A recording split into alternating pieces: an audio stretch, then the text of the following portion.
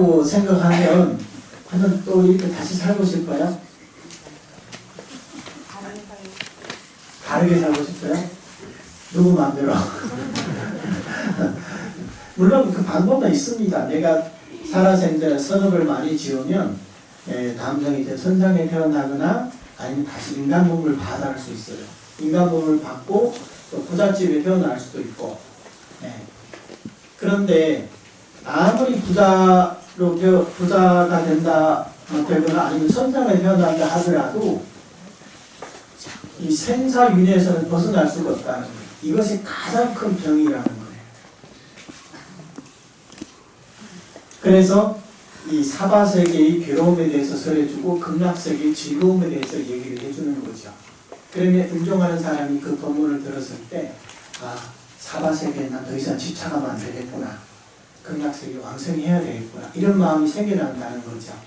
그 다음에 세 번째가 뭐냐. 그 사람을 위해서 연구를 해주는 거예요. 여기도 얘기했잖아요. 임종할 때 한 번이라도 들어도 이런 죄업이 사라진다고 했잖아요. 특히 이제 나무아미타불 같은 경우에는 이런 부처님의 원력이 계시기 때문에 임종하는 사람을 위해서 이렇게 연구를 해드린다면 이 사람이 바로 이제 부처님을 따라 극락세에 갈 수가 있는 거예요. 자, 우리 일반인들은요, 임종할 때가 되면 어떻게 될까요? 저승사자가 오거든요. 믿든 안 믿든. 내가 안 믿는다 해가지고 저승사자가 안 오는 건 아니에요. 그러면 이게 이제 하나의 방식이고 또 하나의 방식은 내가 연구하는 사람이야. 그러면 임종할 때 저승사자가 오는 게 아니라 아미타 부처님과 관세음보살, 대세지보살, 문수보살, 보현보살, 지장보살 이렇게 해서 이런 대보살님들이 서방에서 오셔가지고 임종하는 사람을 광명으로 쫙 비춰줍니다. 그러면 그때 상황에 얼마나 화이롭겠어요. 그러니까 다른 사람의 눈에는 안 보일지 몰라도 이 사람의 눈에는 보인다는 거예요. 부처님이 정말 오셨구나. 정말 기쁜 마음으로 부처님을 따라서 부처님이 주신 연화되어 앉아서 극락세계로 가게 되는 거예요. 보통 우리 부처님 보면 밑에 좌대가 그 연꽃으로 되어 있는 좌대가 있잖아요. 그거 이제 연화대라고 그러거든요. 그래서 경전에서도 연구라는 사람이 있으면 극락세계의 칠보로 된 그 연꽃에는 연꽃 한 송이가 자라난다고 해요. 열심히 연구하면 그 연꽃이 점점 커지고 빛깔도 점점 아름다워진다고 해요. 그래서 이 사람이 임종할 때가 되면 그 연꽃을 가져오는 거예요. 그러면 임종하는 사람이 부처님을 뵙고 연화를 딱 올라앉으면 바로 이제 극락세계로 가게 된다는 거예요. 그래서 연불하는 사람의 경우에는 임종할 때 내가 연불을 있든 없든 상관없이 부처님의 원력이 있기 때문에 바로 부처님을 따라 극락세계에 갈 수 있다. 그런데 만약에 평소에 연불도 안 했던 사람이에요. 그러면 이런 사람들은 어떡하냐. 임종할 때는 반드시 그 사람의 권속들이 사람을 도와서 연불을 해줘야 되는 거예요. 물론 이제 경전을 독송해 줄 수도 있고 뭐 지장보살의 명호를 불러줄 수도 있어요. 하지만 그런 공덕으로는 금생의 윤회에서 벗어나기는 어렵다는 거예요. 사실은. 그 부분도 나중에 말씀을 드릴게요. 그래서 이 세 가지가 임종삼요라고 합니다. 임종할 때 유념해야 될 세 가지. 첫 번째, 그 사람 몸을 움직이지 말라. 두 번째는 법문을 해줘라. 세 번째는 연불을 해줘라. 이렇게 해서 이게 이제 세 번째거든요. 수십 년 전의 일인데요. 이게 이제 중국에서 일어났던 일인데 제가 존경하는 중국의 그 인광대사님이라고 있는데 여러분들은 잘 모르실 거예요. 이분이 이제 사실 법문가는 이런 내용이 있거든요. 어느 지방의 어떤 거사님인데 이분은 뭘 잘하냐면 채식 요리를 그렇게 잘한대요. 그래서 어디서든 이제 법회가 있으면 이분을 모셔다가 이제 요리를 하게 하는 거죠. 근데 이분은 본인은 연불을 별로 안 해요. 그냥 그게 이제 좋은 거죠. 가가지고 이제 사람도 많고 또 이제 끝나면 돈도 주고 하니까 그렇게 가서 이제 요리를 해주고 하거든요. 근데 이분이 이제 아들이 한 명이 있었는데 어느 날 이제 시름시름 앓다가 이제 곧 죽게 생겼어요. 그래가지고 이제 아버지한테 뭐라고 하냐면 아버지 저 곧 죽게 됐어요.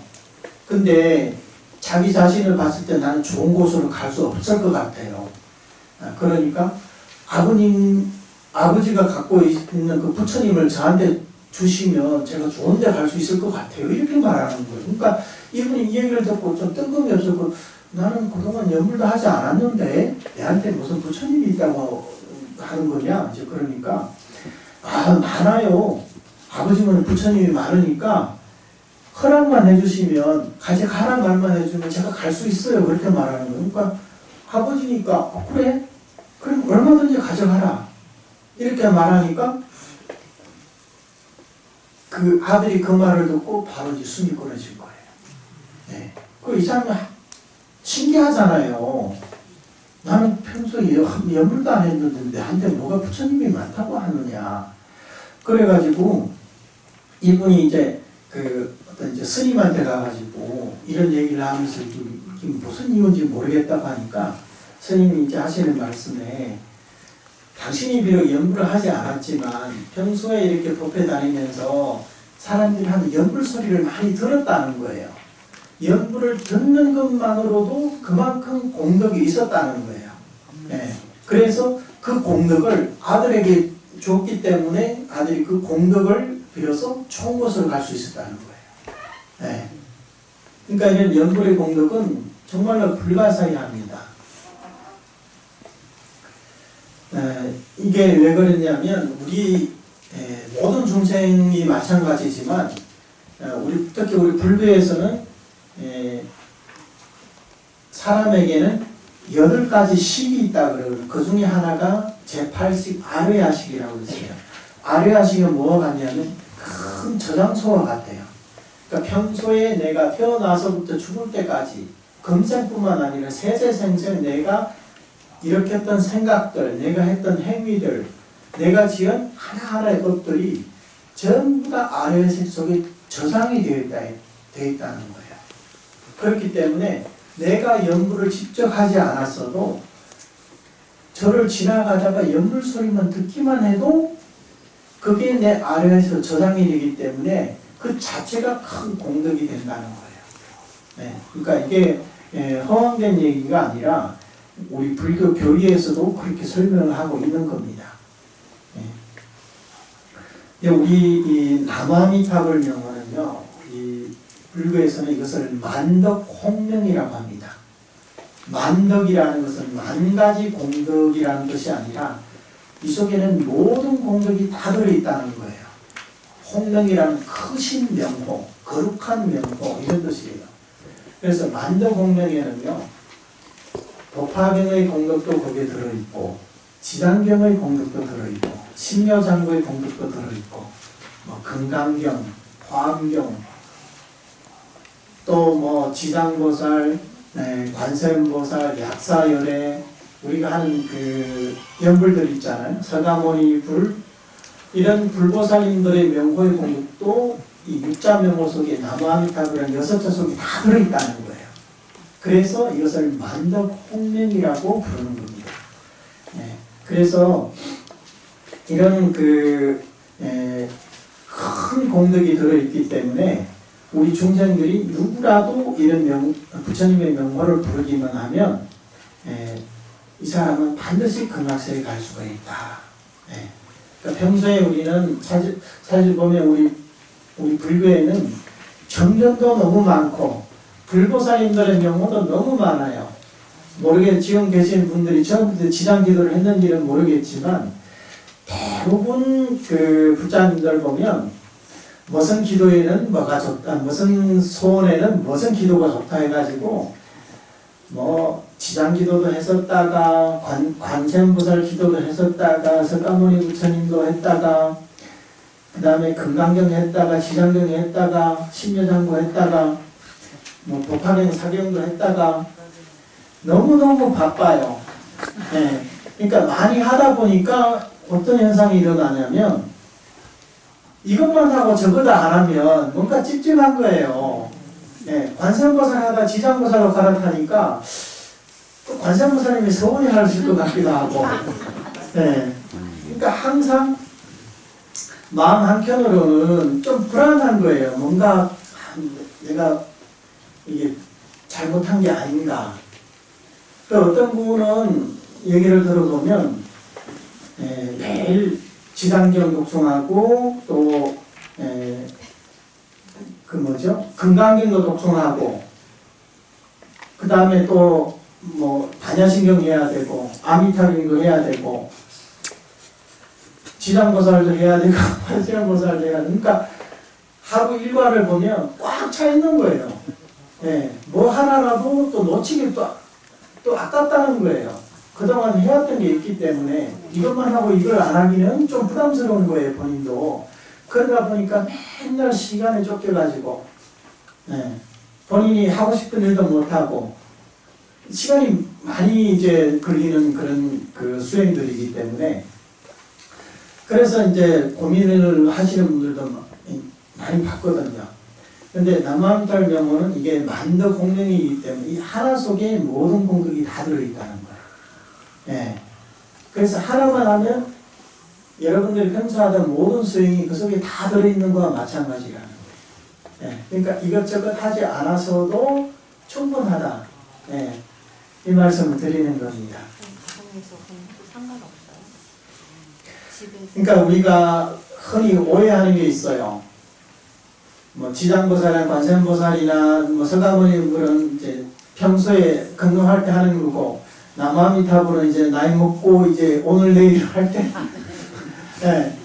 그래서 이제 제가 예전에 어떤 그 보살님한테 이 법을 전해줬더니 이 보살님 평소 다니는 절이 있었거든요. 그 절에 가가지고 그 스님한테 어디 갔더니 그 스님이 이런 연구를 하라고 얘기하던데 하도 됩니까 하니까 그 스님이 아유 그런 거 하면 안 된다고 그거는 나이 먹고 네? 최소한 한 70대 80대 돼서 하는 거지 40대 50대에 무슨 이런 연구를 하냐고 예, 절대 하면 안 된다고 그래가지고 전화가 와가지고 아 왜 이런 걸 가르쳐 주시냐고 오히려 뭐 따지더라고요. 절대 그런 게 없어요. 사실 이게 이 정토 수행이요 우리 한국에서만 그것도 근 수십 년 이래에 이렇게 변질이 된 거예요. 특히 이 정토 수행에 대해서 여러분들 잘 모르시겠지만 일본 불교 가면 어린애부터 노인들까지 남아미타를 모르는 사람이 없어요. 그리고 일본 불교에서도 가장 큰 종파가 뭐냐 이 남아미탑을 연구하는 정토종이에요. 중국 불교에 가보세요. 중국 불자의 70% 80% 이상이 남아미탑을 해요. 3살 먹은 애부터 남아미탑을 해요. 그러니까 우리 한국에서만 이상하게 그게 어떻게 해서 그런 얘기가 나오는지 모르지만 젊어서는 해서는 안 되는 연불로 이렇게 치부가 되어 왔거든요.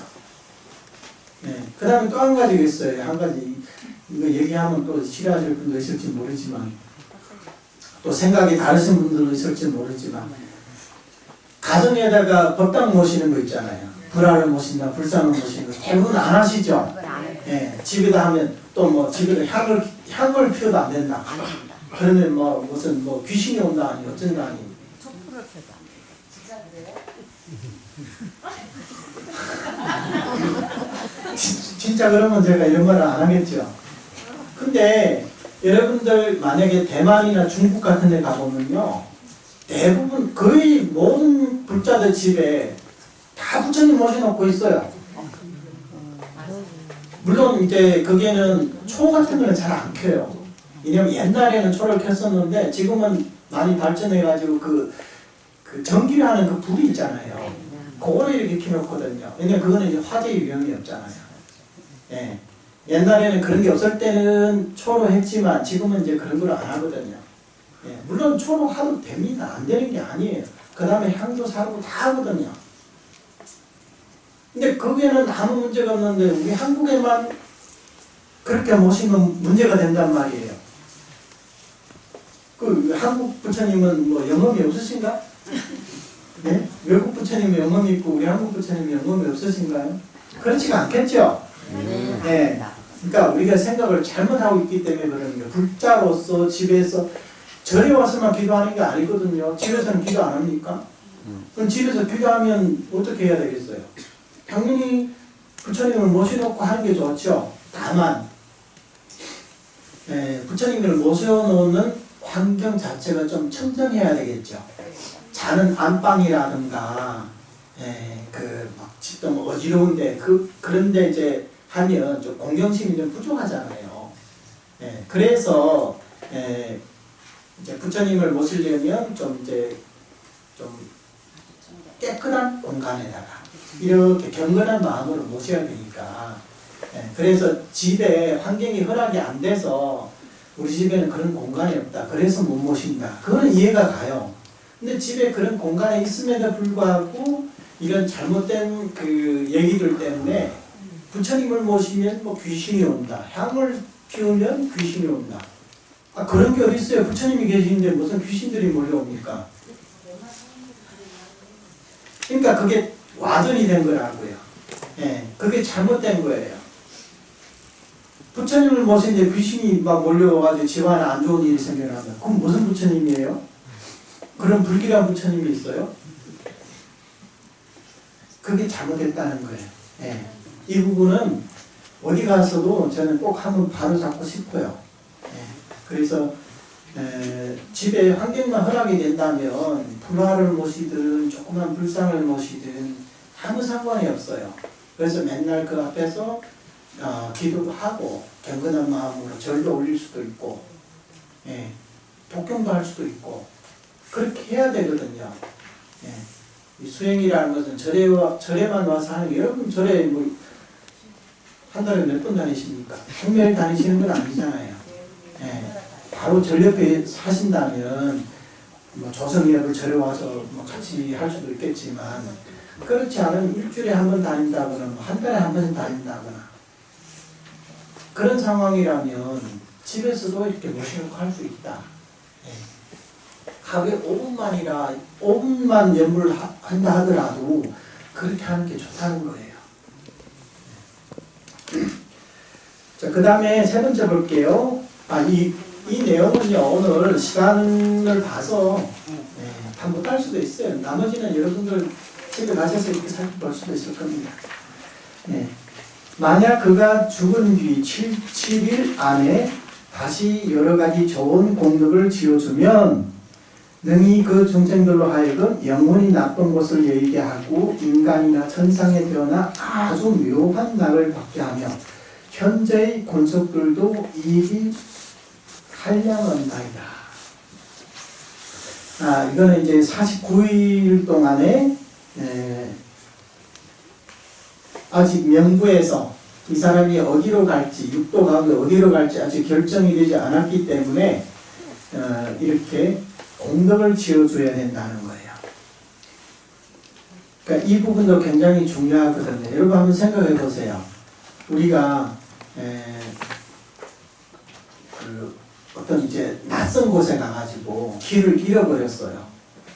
근데 휴대폰도 없고 뭐 그 전화번호도 모르고 그런데 그때 얼마나 두렵겠어요.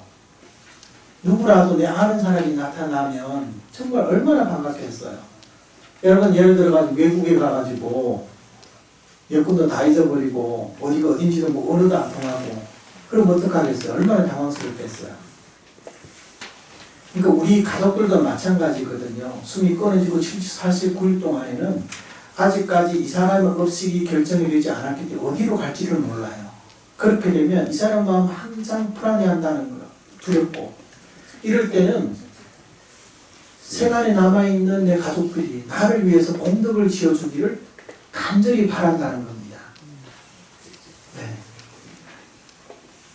그래서 이때 만약에 우리가 공덕을 지어준다면 그게 이제 아주 큰 이제 복이 되는 거죠.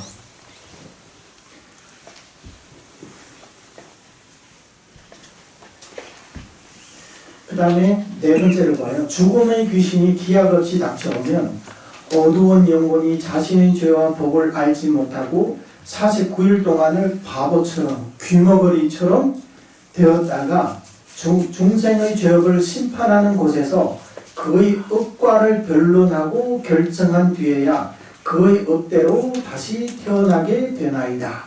앞길을 예측할 수 없는 그 사이에도 근심과 고통이 천만 가지인데 하물며 저 악도에 떨어졌을 때이니까.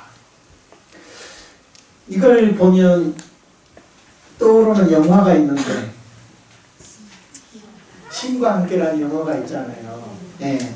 그 이제 명구에 가가지고 명구에는 시왕이 있다고 하잖아요. 그러면 차례차례 가서 심판을 받잖아요.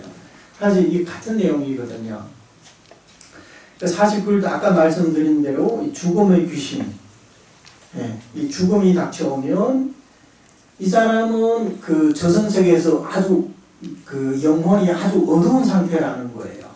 네. 그래서 자신의 지은 죄와 복을 몰라요, 본인 스스로는.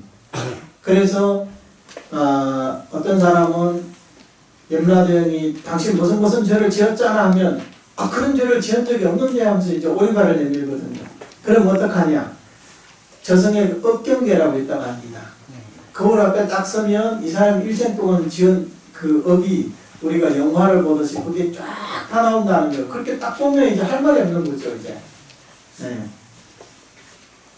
그래서 그때 이런 심정은 얼마나 두렵겠어요. 근데 이런 사람을 위해서 이렇게 49일 동안에 복을 지어준다면 영원히 나쁜 곳을 여의게 되고 밤생에 인간이나 천상에 태어나서 아주 묘한 낙을 받게 되며 또 현재의 권속들도 그 이익에 한량없나이다. 그래서 여러분들이 지금 이렇게 와서 이 추운 겨울에 오셔가지고 오늘 토요일이잖아요. 이런 날에 오셔가지고 이렇게 기도 올리고 공덕을 쌓는 게 아니겠습니까? 이게 바로 이것을 명양양익이라고 해요. 그러니까 이 저승과 이승의 사람들이 모두 이익을 얻게 된다는 거죠.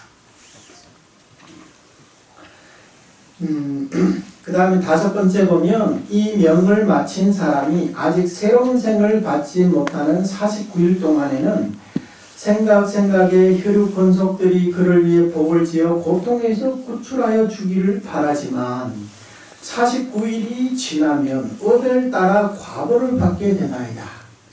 만약 그가 죄인이라면 천년만년을 지나도 해탈할 날이 없을 것이요 만약 무간죄를 지어서 대지옥에 떨어진다면 천급만급으로 온갖 고통을 받게 되느니라. 여기는 이제 49일 동안에 공덕을 지어주고 안 지어주고 이 차이가 극명하게 갈리죠. 공덕을 안 지어주게 되면 어떡하냐?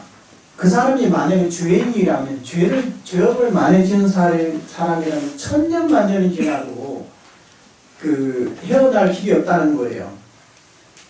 만약에 무간지옥의 죄업을 지었다면 무간지옥의 죄가 뭐냐면 오욕죄라고 하거든요. 오욕죄가 뭔지 아세요?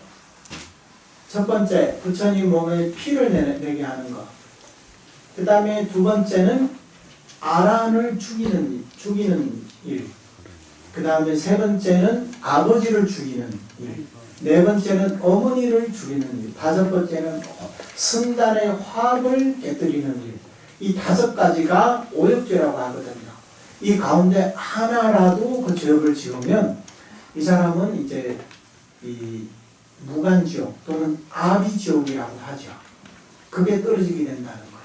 네. 아비지옥에 떨어지면 정말 천급만급으로 길이 온갖 고통을 받게 된다는 거예요.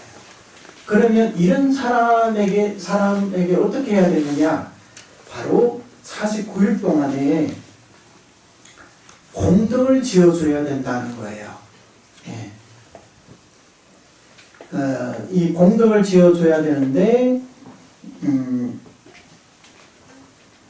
이때만에 가장 큰 공덕이 뭐냐? 아까 말씀드린 대로 남아미타불을 불러주는 일이에요.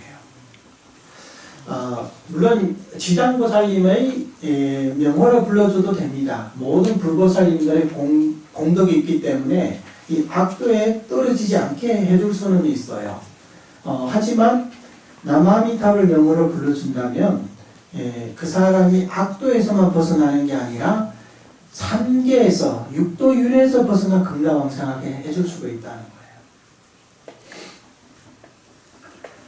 거예요. 자, 이제 이 6번째 이걸 봐요. 만약에 어떤 남자나 여인이 살아있을 적에 착한 인연을 닦지 않고 여러가지 죄만 잔뜩 지었더라도 명을 마친 뒤에 대소권속들이 그를 위해 온갖 거룩한 일을 닦아 복되게 하여 주면 그 공덕의 7분의 1은 망인이 없고 나머지 공덕은 산 사람의 차지가 되느니라. 이러함으로 미래와 현재의 선남선녀들은 이 말을 잘 듣고 스스로 닦아야 그 공덕을 모조리 얻게 되느니라. 이게 이제 7분 공덕이라는 말이 나왔는데, 우리가 돌아가신 분들을 위해서 공덕을 지어주면 7분의 6의 공덕은 산 사람이 갖고 본인이 지은 그 공덕의 7분의 1만이 망자에게 돌아간다는 거예요. 네. 그렇기 때문에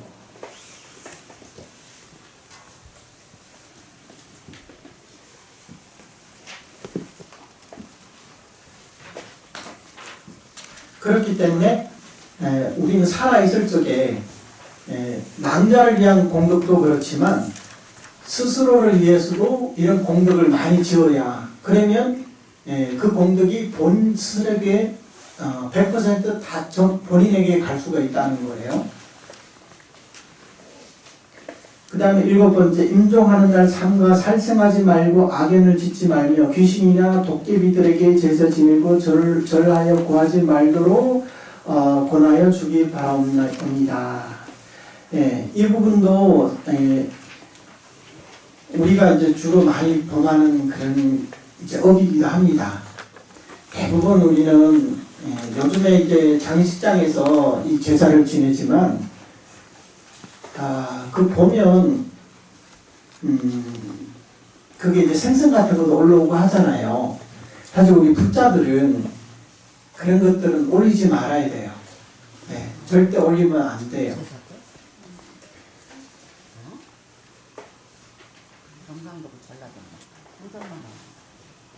그런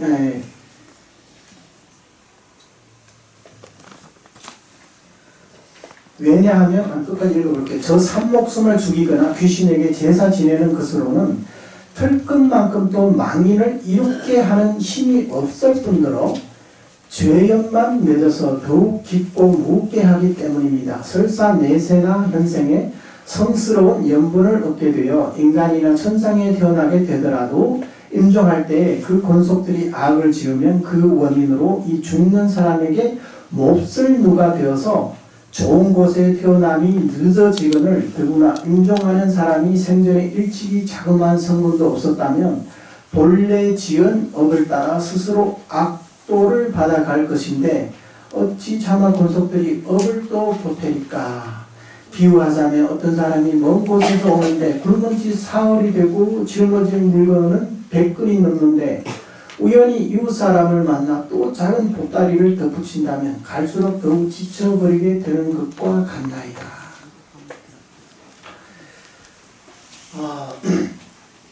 그 중국의 명나라 4대 고승 중에 한 분인 그 연지대사님이라고 계셨는데, 이분이 쓴 그 글이 있거든요. 죽창수필이라는 책이 있어요. 우리 한국에도 이제 번역되어 나와 있거든요. 거기에 보면 그 이야기가 하나가 있는데, 김치라는 이제 거사님이 한 분 계시거든요. 근데 이분은 채식도 열심히 하고 계율도 오개도 잘 지켰다고 합니다. 그 사람도 굉장히 착실하고, 그래서 이분이 이제 나중에 병으로 인해서 죽었다는 거예요. 근데 죽고 나서 얼마 뒤에 어떤 그 어린애 몸에 붙어가지고 빙의가 돼가지고 이제 얘기를 하는 거예요.